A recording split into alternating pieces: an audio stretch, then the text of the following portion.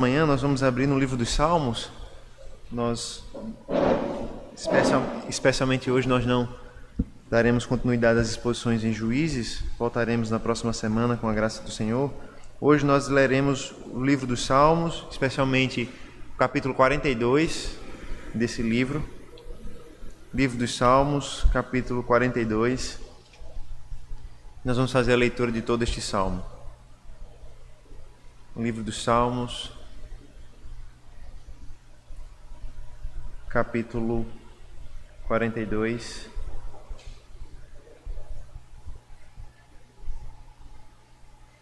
Nós iremos fazer a leitura de todo este salmo.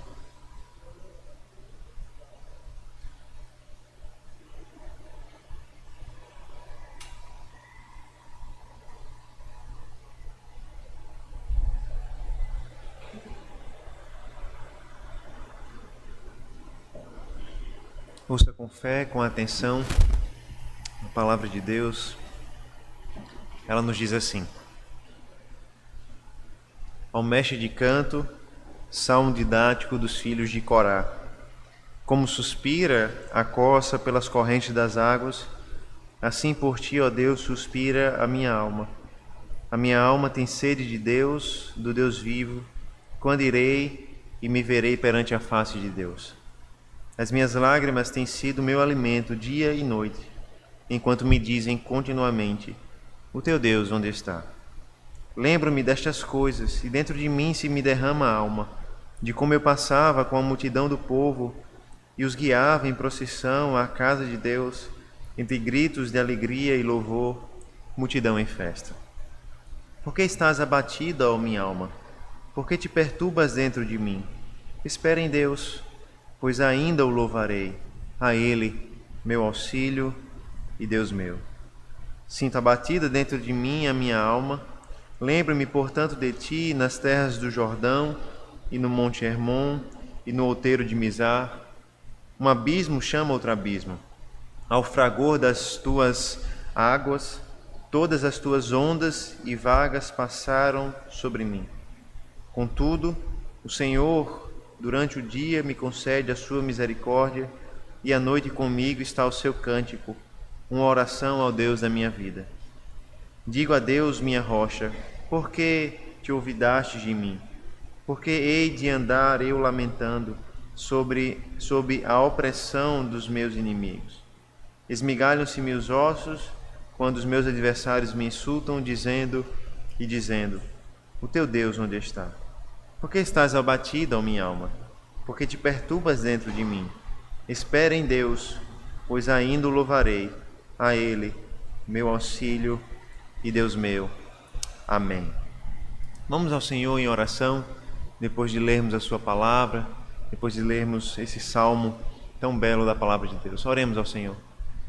Senhor nosso Deus, Deus bendito e santo, nós te louvamos, nós te rendemos graças pela tua palavra. A tua palavra que consegue, Senhor Deus, fazer diagnósticos precisos sobre a nossa alma, sobre as nossas necessidades, sobre o estado do nosso coração. Te pedimos, ó Deus, que nessa manhã o Senhor fale conosco por meio, Senhor Deus, dessa porção da Sagrada Escritura, que nós sejamos confortados, consolados e exortados nessa manhã, por meio dessa palavra, por meio do Evangelho de Cristo, por meio da esperança de um Redentor que sabe o que é sofrer e que, porque sabe o que é sofrer, está conosco em nossos sofrimentos e em nossas angústias. Nós te pedimos e rogamos ao Senhor ajuda, em nome de Cristo Jesus. Amém. Irmãos, o que esse Salmo 42 retrata é aquilo que nós muitas vezes passamos, né? Angústias de alma, angústias profundas. É interessante que os puritanos, eles tinham uma nomenclatura, né, para se referir a esses momentos de angústia da alma. Eles diziam que todo crente passa pela noite escura da alma, né? Ou seja, pelos momentos onde nós não enxergamos luz na nossa vida, nós não enxergamos luz no nosso coração, na nossa própria alma. Todos nós já passamos por momentos de angústia. E se você talvez não tenha passado ainda, eu sinto lhe dizer, mas nessa vida você irá passar. Angústias externas, sim, mas também angústias internas, angústias da alma, angústias do coração. Momentos onde as coisas podem externamente até parecer boas. O casamento pode estar indo bem, as finanças podem estar indo tudo muito bem, mas mesmo assim a nossa alma se encontra angustiada, se encontra em agonia. O Salmo 42, irmãos, que nós acabamos de ler, é o primeiro salmo do segundo livro dos Salmos. Os irmãos sabem que o livro dos Salmos, ele é composto de 5 pequenos livros que juntos formam o livro maior, o livro dos Salmos. O primeiro livro dos Salmos, ele começa no capítulo 3, no Salmo 3, e vai até o Salmo 41. Os primeiros 2 salmos, o Salmo 1 e o Salmo 2, são uma introdução a todo o saltério, todo o livro do Salmo. Então, no capítulo 3, no Salmo 3, você tem início o primeiro livro, que segue até o capítulo 41. O segundo livro começa justamente com o Salmo 42 e vai até o Salmo 72. E há uma grande mudança do primeiro livro para o segundo livro. Se os irmãos prestarem atenção, no primeiro livro, do Salmo 3 ao Salmo 41, em sua maior parte, em sua grande maioria, nós temos salmos de Davi. Davi é o grande protagonista do primeiro livro dos Salmos. Os salmos são escritos por ele, falam da história dele, falam da vivência dele. Mas no segundo livro não, nós temos uma mudança muito importante aqui. No segundo livro nós temos a presença de outros autores. Autores como os filhos de Corá, como Asaf e assim por diante. Nós temos então como autores desse livro, desse salmo, do Salmo 42, os filhos de Corá. E nós precisamos lembrar quem eles eram, E nós lembramos que eles eram justamente o filho de um homem chamado Corá, como o texto nos sugere, mas nós lembramos que esse homem foi justamente aquele que se rebelou contra Moisés e contra Arão e que por conta disso foi morto. Foi morto por Deus. Mas nós percebemos então que os seus descendentes escolhem um caminho diferente para a vida. Enquanto Corá foi morto por causa da sua rebeldia contra Deus, os seus filhos se tornam proeminentes dentro do louvor a Deus, dentro da adoração no tabernáculo e no templo. Eles eram levitas e, sendo levitas, eles eram responsáveis por conduzir a preparação da adoração, inclusive na preparação de salmos, cânticos e assim por diante.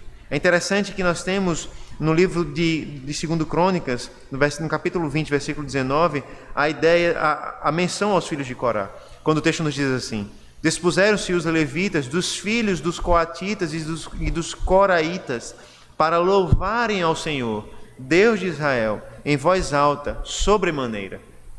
Os filhos de Corá, que escolheram um caminho diferente do seu pai e se tornaram adoradores de Deus, eles são responsáveis pela autoria do Salmo 42. E se os irmãos prestarem atenção, e os irmãos podem fazer isso em casa, o Salmo 42 e o Salmo 43 parecem ser um único salmo. Logicamente, em um dado momento eles foram separados, mas a princípio eles parecem fazer parte do mesmo salmo. Inclusive, se os irmãos prestarem atenção, o último versículo do Salmo 43 repete o mesmo refrão que aparece no versículo 11 do capítulo 2, do capítulo 42, e também no versículo 5 do capítulo 42. O refrão é repetido 3 vezes.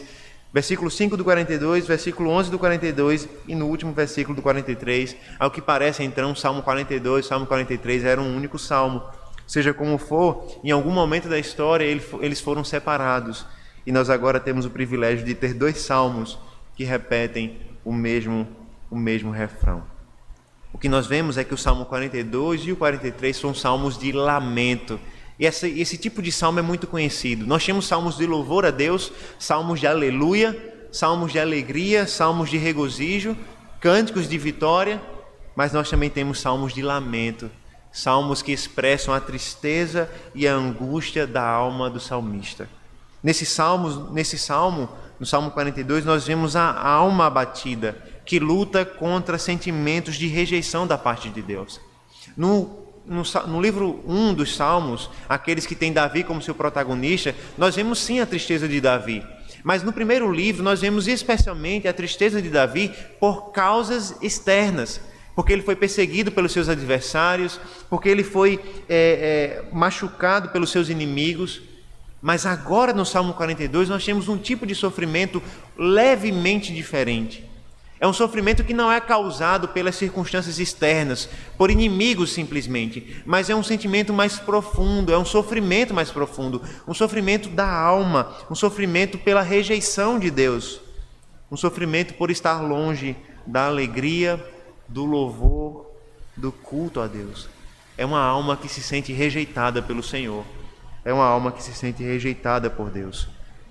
Calvino, ele dizia muito bem que o livro dos Salmos fornece a anatomia de todas as partes da alma. E é verdade. Se o Salmo apresenta cânticos de louvor e adoração e de alegria a Deus, os Salmos também apresentam cânticos de tristeza e de angústia, muito semelhantes ao que nós vivemos na vida, não é? Nós temos momentos de alegria, de festejo, mas nós também temos momentos de tristeza, nós também temos momentos de angústia, de sofrimento. E é por isso que existem salmos de lamento, porque a nossa alma também lamenta. A nossa alma também fica angustiada e abatida. Mas o Salmo 42 não é simplesmente um espelho para a nossa alma. É também um ensinamento de como nós devemos orar, de como nós devemos adorar e louvar a Deus nos tempos de abatimento e de lamento. O Salmo 42 nos ensina a manter a esperança em Deus, mesmo em meio às angústias da nossa alma. O Salmo 42 nos ensina que nós podemos manter a esperança no nosso Salvador, no nosso auxílio, mesmo quando a nossa alma está abatida. Por isso, nessa manhã, nós vamos fazer uma única pergunta e buscar, então, encontrar as respostas no Salmo. A pergunta é simples: como manter a esperança em Deus em meio à alma abatida? Como manter a esperança em Deus em meio às angústias da alma? A primeira resposta que o Salmo nos dá é que nós podemos manter a esperança desejando e buscando o Senhor com todo o nosso coração. Esse é o primeiro direcionamento que o Salmo nos dá. Quando a nossa alma está abatida, quando a nossa alma está angustiada, nós devemos buscar esperança em Deus. Nós devemos buscar o Senhor e desejar o Senhor com todo o nosso coração. Veja os versículos 1 e 2 e perceba como, diante do seu sofrimento e da sua angústia, o salmista suspira por Deus. O salmista deseja Deus. Como suspira a coça pelas correntes das águas, assim por ti, ó Deus, suspira a minha alma. A minha alma tem sede de Deus, do Deus vivo. Quando irei e me verei perante a face de Deus? Veja que um salmo que fala do sofrimento e do lamento do salmista começa com o seu suspiro, com o seu anseio de se aproximar do Senhor. Ele diz que sua alma está sedenta pelo Senhor, está sedenta por Deus. Inclusive, ele compara a sua alma com esse animal, com a coça que deseja pela água.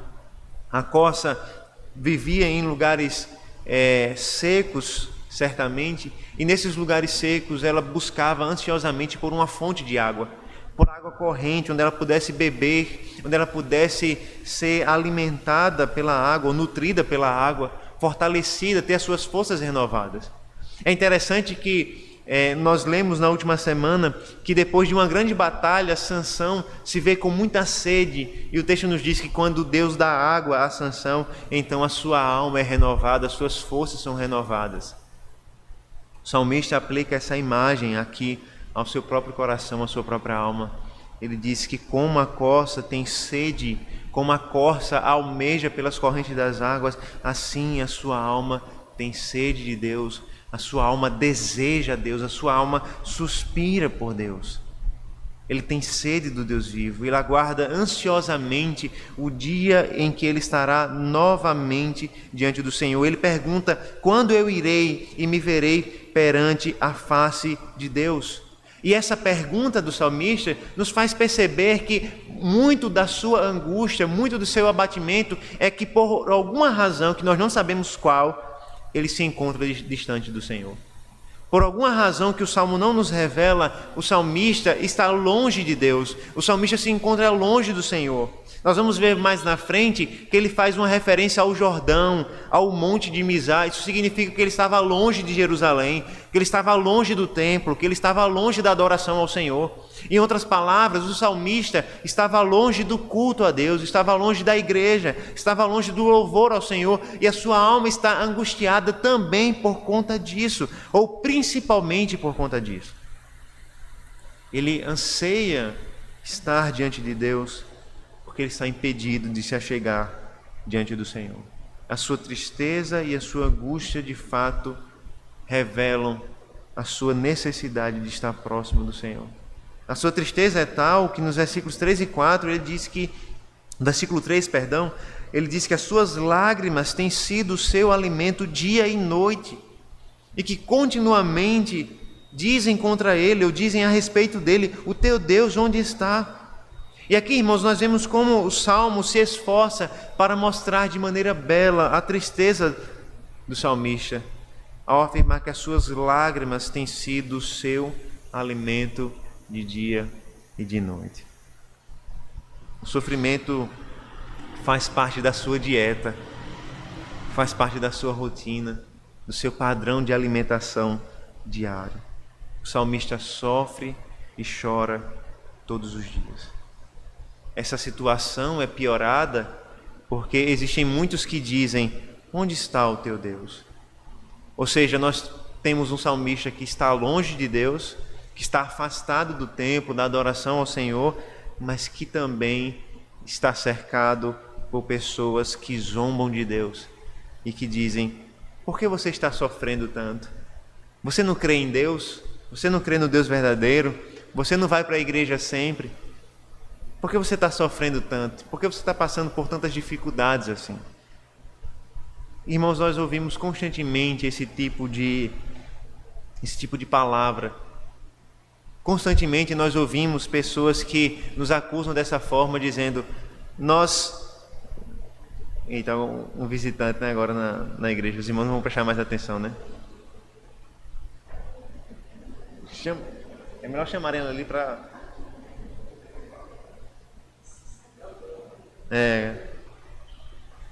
Já teve gato, agora cachorro, né? Daqui a pouco. Tenho medo que vai aparecer daqui a pouco, né? Então, irmãos, agora que nós podemos voltar a nossa atenção novamente aqui, observe, irmãos, que nós constantemente nós nos encontramos nessa situação. Constantemente nós nos encontramos em situação onde nós temos que ouvir esse tipo de palavra. Você não é crente, você não está sempre na igreja, você não dizima, você não é fiel, você não ora, você não jejua. E por que você está passando sofrimento e passando dor? Muitas vezes essas palavras, irmãos, não vêm de outras pessoas. Muitas vezes essas palavras vêm do nosso próprio coração. Muitas vezes nós pensamos isso.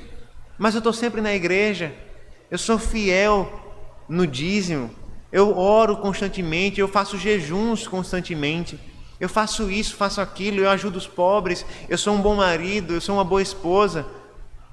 Mas por que eu me encontro no sofrimento? Por que eu tenho a doença que eu tenho? Por que isso aconteceu comigo? Por que essa angústia acometeu a minha alma?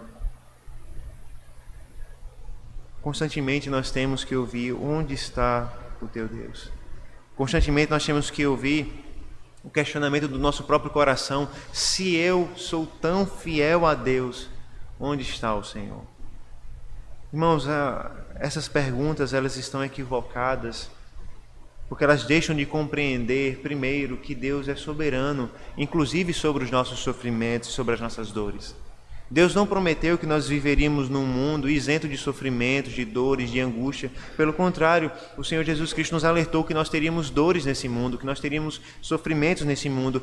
E a palavra de Deus nos mostra que, inclusive, essas dores e sofrimentos fazem parte do plano de Deus e da vontade de Deus para as nossas vidas.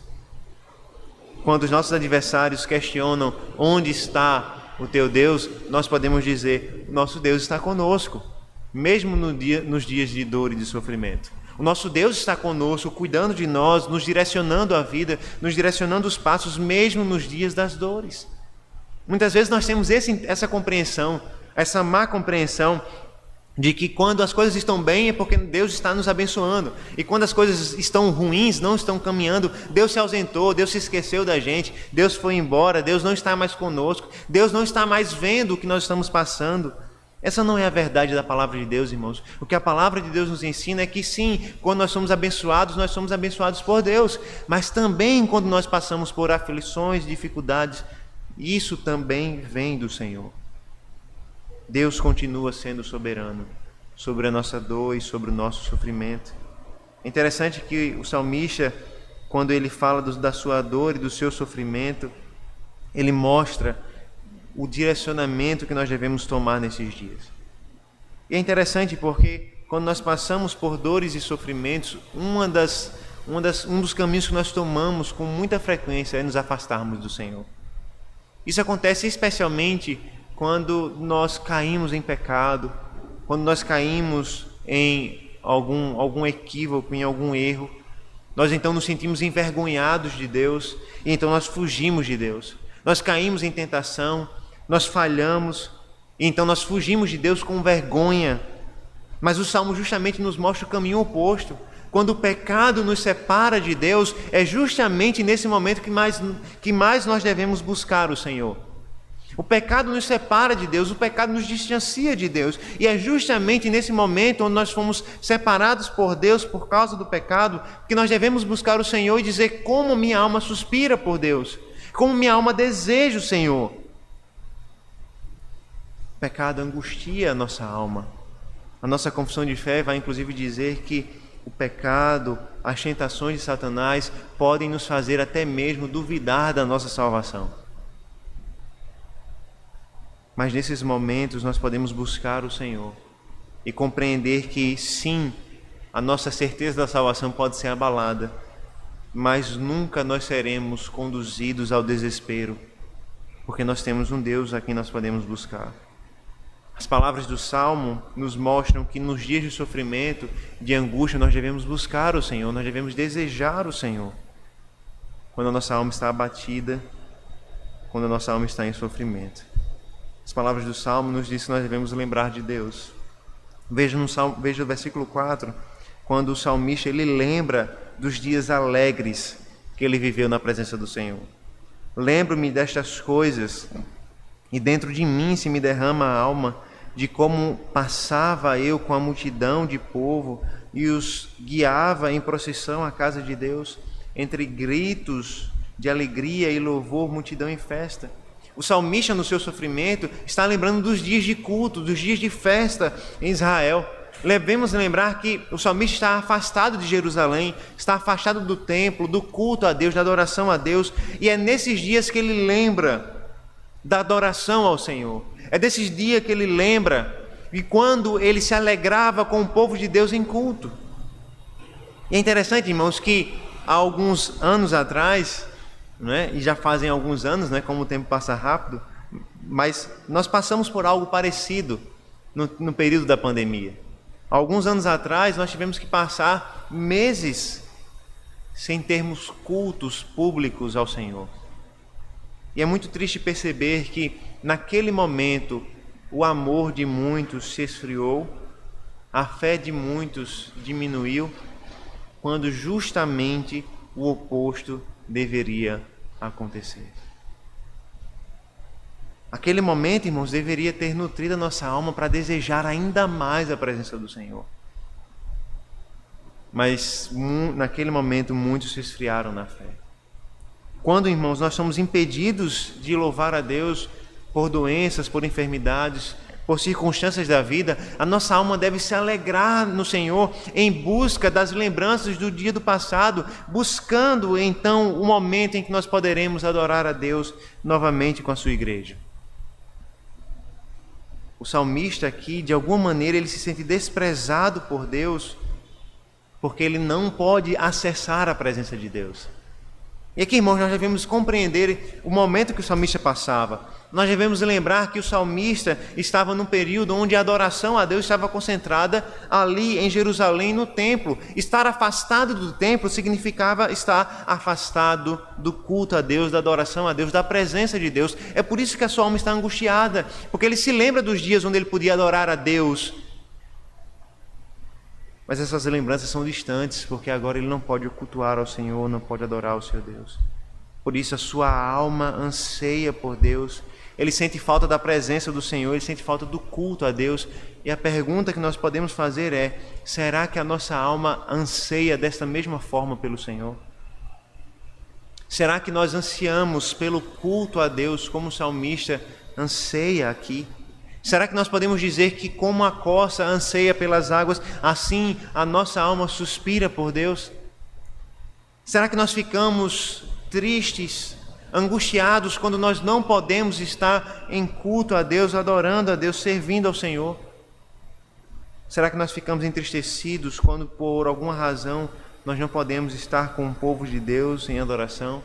Será que nós ficamos em casa como o salmista, lembrando dos dias em que nós estávamos com o povo de Deus e nós adorávamos e cantávamos juntamente com eles? Deve gerar preocupação, irmãos, em nossos corações, se nós faltamos cultos na igreja, cultos no domingo, e nós não sentimos tristeza por isso, nós não sentimos angústia por isso. A nossa alma deveria ficar angustiada quando nós deixamos a presença do Senhor porque nós somos impedidos a isso. Mas o que nós vemos muitas vezes nas diversas igrejas que existem nesse mundo é que nós temos um evangelho ou uma igreja que serve como um self-service para o crente, onde ele vai lá e escolhe o que ele quer de acordo com os anseios dele, de acordo com os desejos dele, quando na verdade a nossa alma deveria ansiar profundamente estar na presença do Senhor constantemente com o seu povo. Muitas vezes nós escolhemos ir para a igreja, não é? Nós vamos quando nós queremos, nós vamos quando nós desejamos, e sem sombra de dúvidas, a negligência com o domingo, com o dia do Senhor, é uma demonstração muito clara disso no meio da igreja de Deus espalhada por esse mundo. À medida que nós negligenciamos esse dia, nós damos uma demonstração muito clara e pública de como nós não ansiamos pelo Senhor. Será que nós nos entristecemos quando nós somos impedidos de vir à igreja e cultuar ao Senhor no seu santo dia? Será que nós preferimos ocupar o nosso tempo nesse dia com outras tarefas, a estar no culto a Deus? Será que a nossa alma de fato anseia por Deus? E aqui veja, irmãos, observe como muitas vezes nós podemos transformar um mandamento num fardo. O mandamento de Deus que diz que nós temos um dia para adorá-lo pode facilmente ser transformado em um fardo. E nós podemos imaginar, eu tenho que ir para a igreja hoje, porque eu tenho que adorar a Deus hoje, infelizmente. Mas o Salmo nos ensina que o mandamento de Deus não é um fardo, mas é um deleite, é um prazer para o povo de Deus. A sua alma anseia estar com o povo de Deus, a sua alma anseia estar com Deus. Nós não devemos vir à igreja simplesmente porque nós sentimos o fardo do mandamento. Nós devemos vir à igreja porque o mandamento também é uma alegria. O mandamento é um prazer, é um deleite. É lógico, irmãos, que muitas vezes quando a nossa alma está angustiada e abatida, nós somos tentados a negligenciar o culto e a adoração a Deus. Nós somos tentados a nos afastar da presença do Senhor. Mas é justamente aí que nós devemos nos lembrar dos dias onde o culto a Deus, onde a adoração a Deus alegrou o nosso coração. Então nós devemos voltar à presença do Senhor. Como é triste perceber que nos dias em que nós somos afastados da presença do Senhor, ao invés de tristeza, muitas vezes nós temos alívio e alegria, quando nós deveríamos ser tomados por angústia. O salmista está triste e angustiado, não simplesmente por causa de fatores externos, mas porque a sua alma deseja estar com Deus e ele não pode estar com o Senhor. É por isso que no versículo 5 do Salmo, ele questiona: por que estás abatida, ó minha alma? Por que te perturbas dentro de mim? Espera em Deus, pois ainda o louvarei, a Ele o meu auxílio e Deus meu. Veja que o salmista fala consigo mesmo, né? Ele exorta a sua própria alma. E ele exorta a sua própria alma a buscar a presença de Deus em meio ao seu abatimento. Ele exorta a sua alma dizendo: por que você está abatida? Por que você está se perturbando? Por que você está tão ansiosa assim? Espera em Deus, espera no Senhor. E esse é um importante remédio, irmãos, que nós negligenciamos quando nós estamos ansiosos, angustiados. Nós ficamos ansiosos para resolver circunstâncias na vida, nós ficamos ansiosos para resolver problemas, e nós nos esquecemos que muitas vezes nós devemos orar. Por que está preocupado a minha alma? Por que está ansiosa a minha alma? Se eu posso esperar em Deus, se eu posso esperar no meu Senhor, se eu posso esperar no meu libertador, se eu ainda irei louvar ao Senhor. Veja, há esperança na oração na oração do salmista. Há esperança no seu clamor, na sua adoração. Ele não está simplesmente reclamando de Deus, do seu sofrimento, das suas tristezas, do seu abatimento. Ele encontra esperança, ele diz: hoje eu estou longe de Deus, mas eu louvarei o Senhor ainda. Ele é o meu auxílio, Ele é o meu Deus, eu ainda o louvarei, eu ainda estarei na sua presença. A minha alma está abatida, mas não há razão para o seu abatimento, porque eu tenho esperança em Deus. Eu tenho esperança no Senhor. Questione a sua alma, porque ela está abatida, porque ela se perturba, se o Senhor é o teu auxílio, se o Senhor é o teu Deus. Questione porque você anda ansioso, ansiosa, porque você anda perturbada, porque você anda preocupada, se o Senhor é o teu auxílio, se o Senhor é o teu Deus.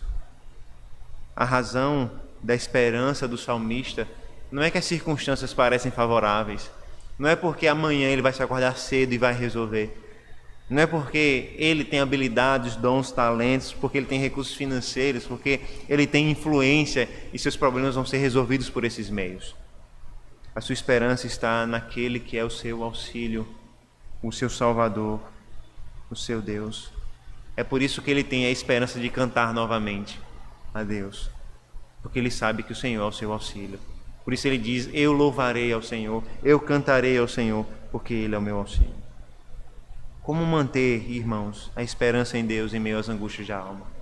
Buscando o Senhor, desejando o Senhor, ansiando pelo Senhor, lembrando que Ele é o nosso auxílio, que nós podemos esperar nele, esperar que nós vamos louvá-lo, esperar que nós vamos engrandecê-lo pela sua gloriosa salvação. Mas o Salmo ainda nos ensina que nós podemos encontrar esperança nesses dias, lembrando e esperando por Deus. Veja que o salmista, no versículo 6, começa a segunda parte do Salmo. E mais uma vez ele vai começar esse novo momento do Salmo contando o abatimento da sua alma. E aqui nós temos um coração aflito, distante de Deus. Veja o versículo 6. Sinto abatida dentro de mim a minha alma, lembro-me, portanto, de ti nas serras do Jordão, e no monte Hermon, e no outeiro de Mizar. Mais uma vez ele confessa o abatimento da sua alma, não é? E é interessante porque esse refrão se repete, porque está abatida a minha alma, mas ele, ao mesmo tempo que ele repete esse refrão, ele diz: a minha alma está abatida. E observe, irmãos, como o Salmo, ele é, de fato, um revelador da nossa alma. Porque muitas vezes nós queremos ser crentes fortes demais, não é? Crentes que, ao ouvirem a palavra do Senhor, logo são curados, logo são renovados. Eu estava triste, mas então eu li a palavra de Deus e agora estou plenamente bem. E o Salmo nos ensina que as coisas nessa vida não são assim. Você não vai ler um texto bíblico e todos os seus problemas serão resolvidos. Você não vai lembrar que o Senhor é o seu Deus e a sua ansiedade vai ser plenamente resolvida. O Salmo nos ensina que nós precisamos constantemente lembrar quem é o nosso Deus, porque o abatimento, a angústia, a ansiedade sempre retornam para o nosso coração. E é interessante porque quando nós vamos conversar com pessoas que lutam contra a ansiedade, nós percebemos isso. Elas sempre querem remédios rápidos. É por isso que na luta contra a ansiedade, nós precisamos estabelecer um princípio fundamental. Se a ansiedade é um pecado, e ela é um pecado porque a palavra de Deus nos diz que nós não devemos andar ansiosos, o próprio Senhor Jesus Cristo nos ensina isso, isso significa que a ansiedade faz parte do nosso próprio coração, da nossa própria natureza pecaminosa. Em outras palavras, a ansiedade vai acompanhar a nossa vida até o dia do fim. É por isso que constantemente nós precisamos lembrar ao nosso coração quem é o nosso Deus, quem é o nosso Senhor, porque constantemente o abatimento, as angústias, a ansiedade voltarão para o nosso coração. A ansiedade não vai ser resolvida com uma oração, não vai ser resolvida com uma leitura da palavra. Ela será tratada com uma vida constante de oração, onde nós buscamos o Senhor e constantemente confessamos o abatimento e a angústia da nossa alma e esperamos em Deus. É interessante que não há máscaras aqui, não há fingimento nenhum aqui. Ele revela todo o seu coração para Deus, ele revela um coração despedaçado, um coração que está abatido. E aqui nós temos a certeza que uma das razões do seu abatimento é a sua localização. Ele diz que está longe de Jerusalém, longe do templo, da adoração a Deus. Veja, o Monte Hermon, irmão, se localiza no extremo norte de Israel, próximo às cabeceiras do Rio Jordão, não é? Próximo ao início do Rio Jordão. Nós não sabemos a localidade exata do Monte Mizar, mas certamente é na região do Hermon, como o Salmo nos diz. E o propósito dessa descrição é mostrar como ele estava longe de Jerusalém. Jerusalém fica na porção sul, nós poderíamos dizer assim, de Israel, e ele está na porção norte, no extremo norte de Israel. Ele está dizendo: eu estou muito longe de Deus, eu estou muito longe do Senhor. Eu me lembro de ti no Monte Mizar, eu me lembro de ti na distância que eu estou. É como se ele estivesse dizendo: Senhor, eu estou muito distante de ti, mas eu me lembro de ti, mesmo estando longe do Senhor.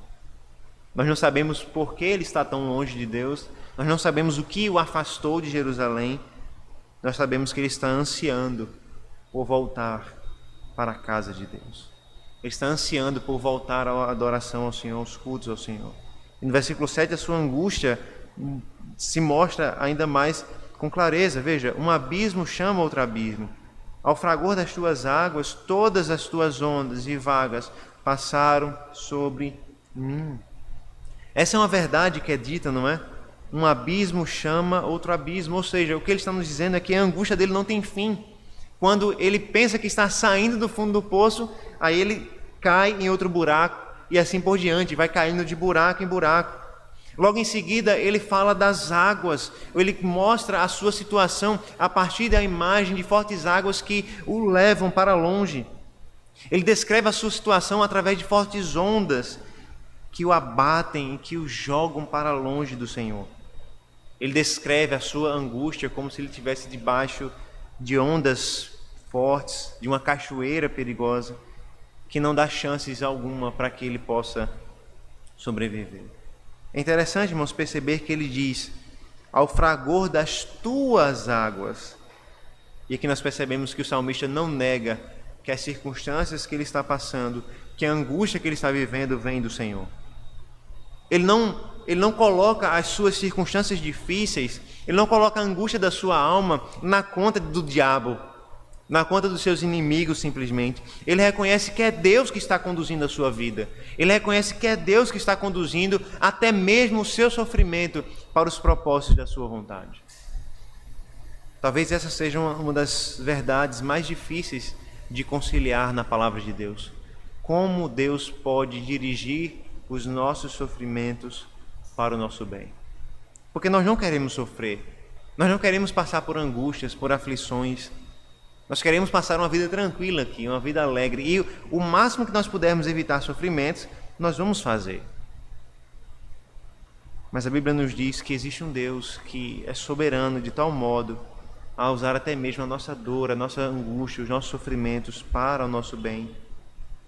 Por isso não pense que quando você estiver passando por dificuldades, aflições, é mal olhado, né, de alguém, é Satanás que está agindo, é uma maldição hereditária, é fruto de algum pecado que você cometeu lá no passado e Deus está fazendo você pagar o preço.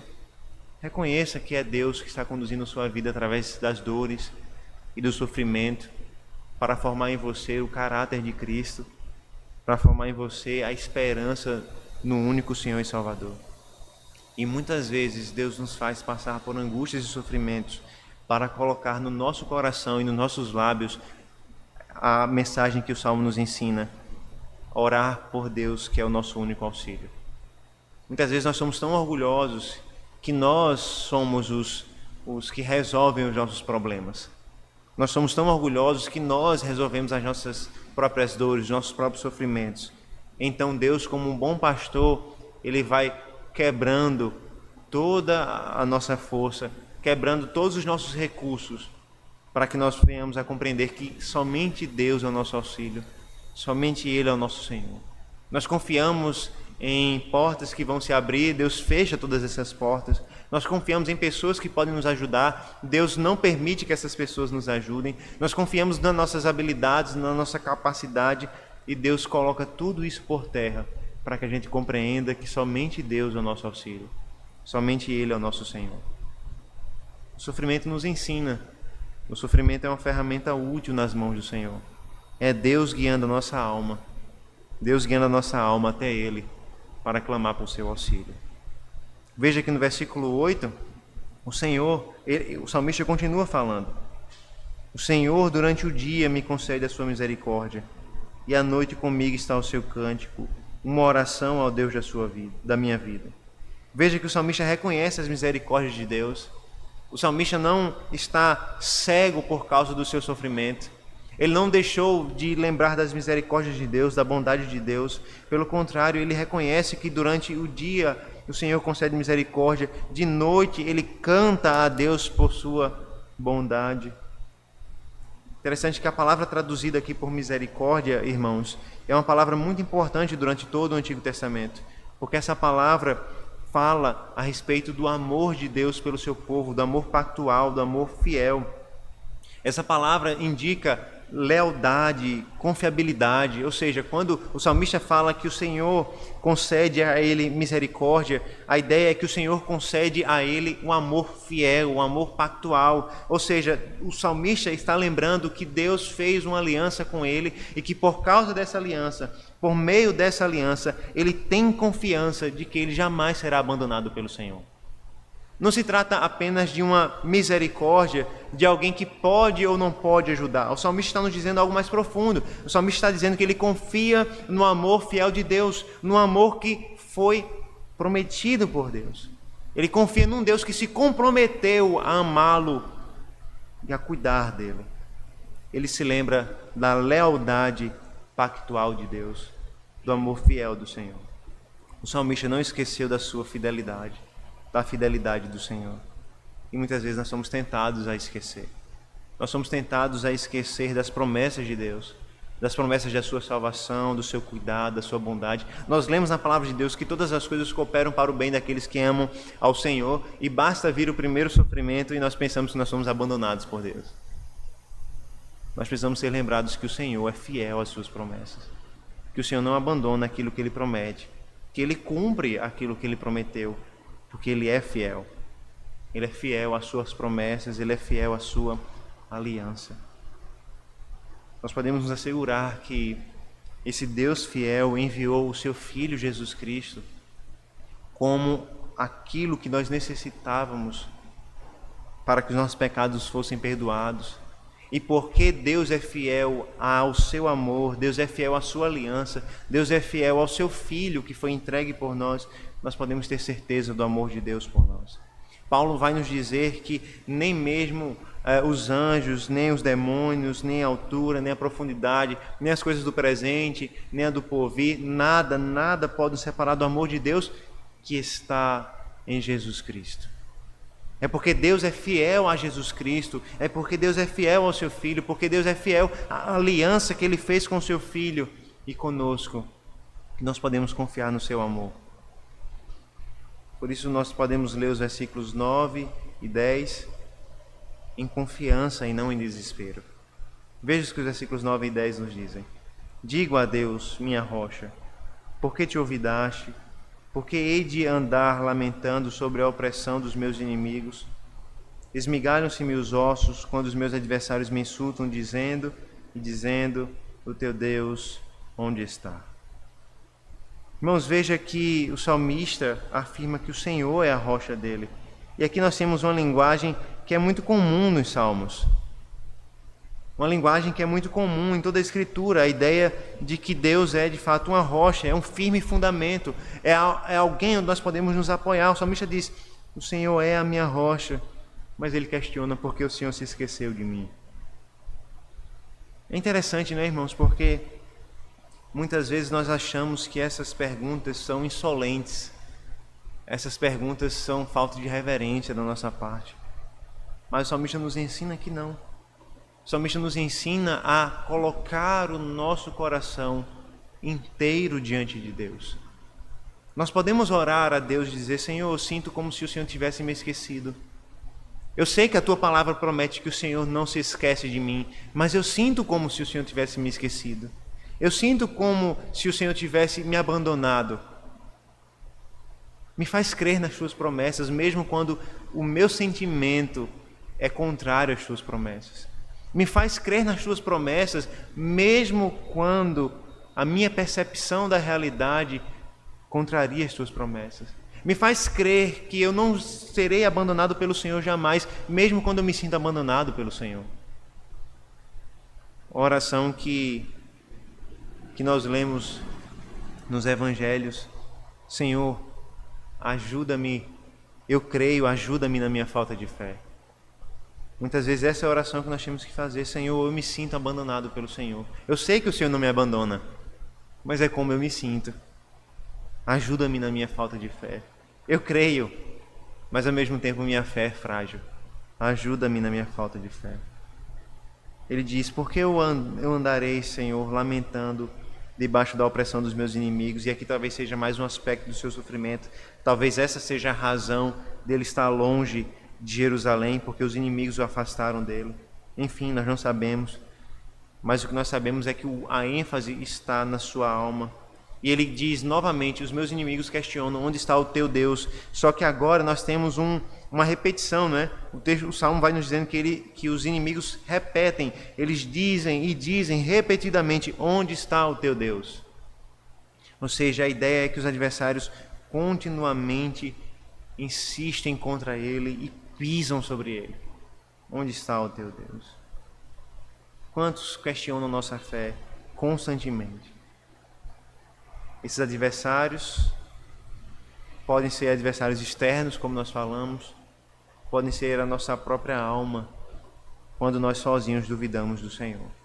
É por isso que o salmista diz: quando nós duvidarmos de Deus, nós devemos levar as nossas dúvidas ao Senhor. Nós não devemos esconder as nossas dúvidas de Deus. É interessante que muitas vezes a gente faz isso. Nós duvidamos de Deus e ao invés de levar as nossas dúvidas a Deus, nós pensamos: não, eu não vou levar... Eu não vou dizer que eu não confio em Deus, pelo contrário, né? O Salmo nos ensina a levar nossas dúvidas ao Senhor e dizer: Senhor, eu duvido das Tuas obras na minha vida. Me ajuda a crer, me ajuda na minha falta de fé. Eu tenho dúvidas sobre o Teu amor por mim, me ajuda a crer, me ajuda na minha falta de fé. Eu me sinto abandonado, me ajuda a ver o Teu amor. A tentação de duvidar aparece e é por isso que nós devemos levar ao Senhor. Nós devemos trazer os questionamentos à nossa alma, como o versículo 11 nos diz: porque estás abatido, ó minha alma, porque te perturbas dentro de mim. Espera em Deus, pois ainda louvarei a Ele, o meu auxílio e Deus meu. Mais uma vez o refrão se repete. Mais uma vez o salmista questiona: por que está abatida a minha alma? Porque te perturbas dentro de mim. Irmãos, nós servimos a um Deus que sabe o que é sofrer. A carta aos Hebreus nos diz que nós temos um sacerdote que não foi como os demais sacerdotes. Um sacerdote que não possuía pecado, um sacerdote que não precisava sacrificar pelos seus próprios pecados, como os sacerdotes faziam no Antigo Testamento. Mas também nos diz que nós temos um sacerdote que sabe o que é sofrer, que sabe o que é padecer, que sabe o que é passar angústias terríveis na alma. Nós somos lembrados no Evangelho que o Senhor Jesus Cristo, antes da sua morte, no Getsemane, ele chorou amargamente por causa do sacrifício que ele teria de prestar. O texto da palavra de Deus nos diz que a alma de Cristo estava angustiada. Nós temos um sacerdote que sabe o que é sofrer, que sabe o que é ter a sua alma abatida e angustiada por causa do peso do pecado. Não o pecado dele, mas o nosso pecado que pesava sobre ele. É por isso que nós podemos ir até o Senhor Deus, confessar as nossas angústias, o nosso abatimento, confessar as nossas dúvidas, os nossos medos, as nossas ansiedades, os nossos temores, crendo que o Senhor sabe o peso do pecado. O Senhor conhece o peso do pecado. Ele conhece o que é ser angustiado na alma. E por isso Ele pode nos ajudar. Por isso Ele pode nos socorrer. Nós devemos, irmãos, buscar ao Senhor, porque o Senhor Jesus Cristo é o nosso sacerdote que sabe o que é sofrer na alma. Nós não oramos a um Deus que não sabe o que é sofrer. Nós oramos a um Deus que passou na própria pele angústias e dores terríveis, muito maiores do que as dores dos cravos nas mãos e nos pés de Cristo, foram as dores da sua alma por causa dos nossos pecados. É por isso que nós podemos nos voltar para esse Salvador, porque Ele sabe o que é sofrer e Ele se compadece daqueles que sofrem. Ele sofreu pelos nossos pecados e Ele se compadece quando nós sofremos por causa dos nossos pecados. Quando nós caímos, quando nós sofremos, quando nós estamos abatidos, nós podemos voltar ao Senhor, que se compadece de nós, porque Ele mesmo sabe o que é sofrer. Quando a sua alma estiver angustiada e abatida, quando você estiver passando pelas dores da noite escura da alma, volte-se ao Senhor. Ele sabe o que é sofrer. Ele sofreu pelos nossos pecados. Ele pode socorrer. Ele pode trazer esperança. Ele pode trazer consolo e conforto para aqueles que choram. Nós possamos então lembrar que a promessa de Cristo é que aqueles que choram e lamentam pelos seus pecados, pela sua condição, serão consolados. E esses serão salvos por Ele. Vamos orar ao Senhor, orar para aquele que consola os que choram, consola os que têm a sua alma abatida. Senhor, nós oramos ao Senhor, Pai, gratos pela Tua palavra, porque muitas vezes nós nos encontramos abatidos, angustiados, a nossa alma se enche de ansiedade, perturbada, com problemas, com o nosso próprio pecado, com a nossa fragilidade e fraqueza. Nós te louvamos, ó Deus, porque o Senhor é capaz de utilizar até mesmo o nosso sofrimento e a nossa dor para o nosso próprio bem, para moldar a nossa alma, para moldar o nosso caráter. O Senhor nos ensina que nós temos um sumo sacerdote que conhece o sofrimento e a dor, um sumo sacerdote que foi angustiado até a morte, por causa dos nossos pecados, por causa do peso do seu sacrifício. E por isso Ele pode nos auxiliar, por isso Ele pode nos ajudar, por isso Ele pode nos socorrer. Nós temos um Salvador que não é insensível, mas que é sensível às nossas dores, ansiedades, sensível às nossas lutas, ao nosso abatimento. Nós te louvamos, ó Deus, e te pedimos que as dores e os sofrimentos nesse mundo que nós passamos, venha, Senhor Deus, ser instrumento nas Tuas mãos para nos santificar, para moldar o nosso caráter, para nos fazer mais parecidos com o Senhor. E que no momento de angústia e de abatimento da alma, nós possamos nos voltar a Jesus Cristo, aquele que é fiel às Suas promessas, aquele que sabe o que é sofrer e que por isso é capaz de socorrer todos aqueles que choram e sofrem. Essa é a nossa oração em nome do Senhor Jesus Cristo. Amém.